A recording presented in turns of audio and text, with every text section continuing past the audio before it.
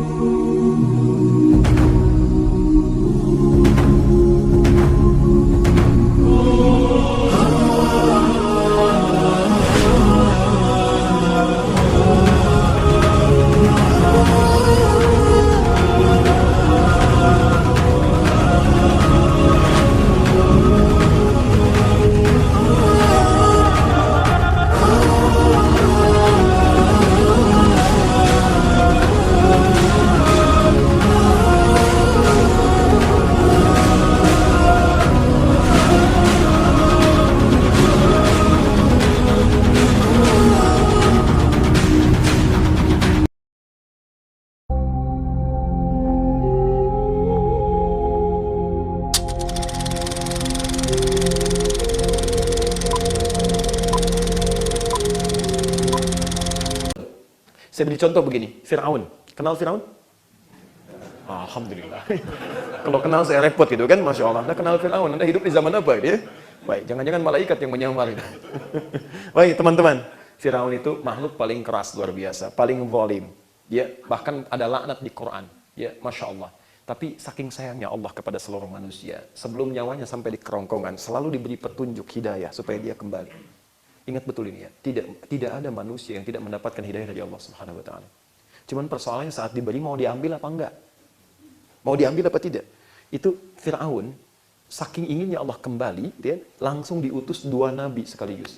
Nabi Musa, Nabi Harun. Cuman satu orang ini, Musa, Harun diutus pada Fir'aun. Kita aja sampai umat akhir zaman, nabinya cuma satu, lihat aja enggak.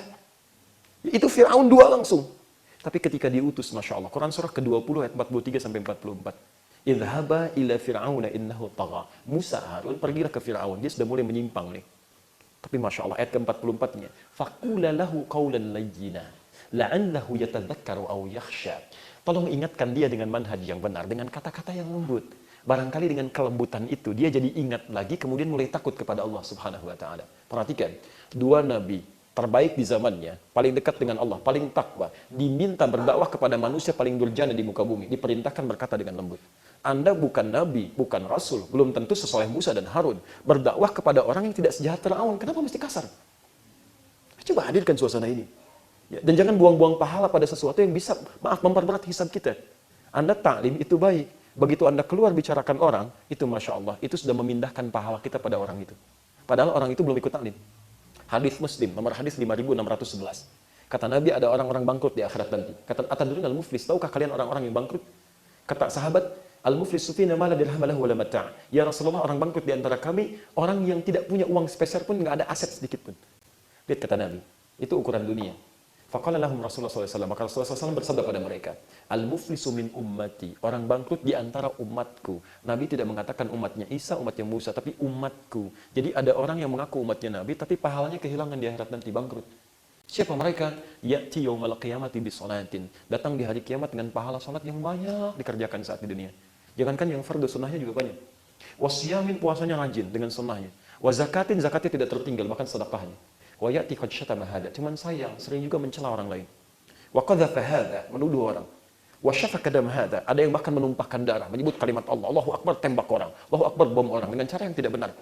Saya pernah ditanya saat di Lampung, Ustaz, apakah bom yang di Jalan Tamrin itu termasuk jihad fisabilillah? Saya jawab ringan, setahu saya, jihad fisabilillah itu jihad di jalan Allah, bukan di Jalan Tamrin. Ya. Dia nggak nyambung, di kaidahnya nggak masuk di situ. Wa daraba hada, ada yang berselisih sampai secara fisikal.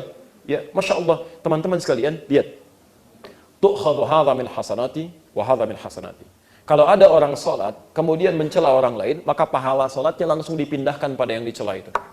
Antum sholat subuh sekarang, keluar dari masjid, lihat orang.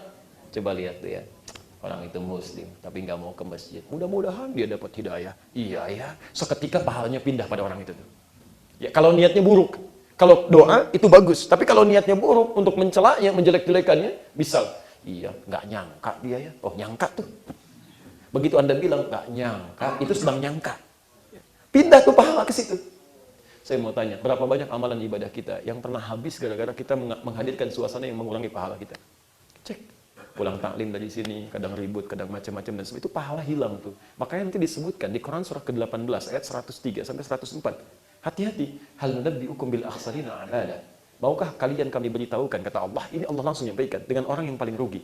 Alladzina dhalla sa'yuhum fil hayatid dunya, yaitu orang-orang yang kehilangan usaha kerasnya saat di dunia. Wa hum yahsabuna annahum yuhsinuna sun'a. Mereka mengira sudah banyak kebaikan yang dikumpulkan. Bertakwalah kita, siapapun kita, ingat kembali kepada Al-Quran dan Sunnah. Kalau nggak ada di luar Quran dan Sunnah, tinggalkan.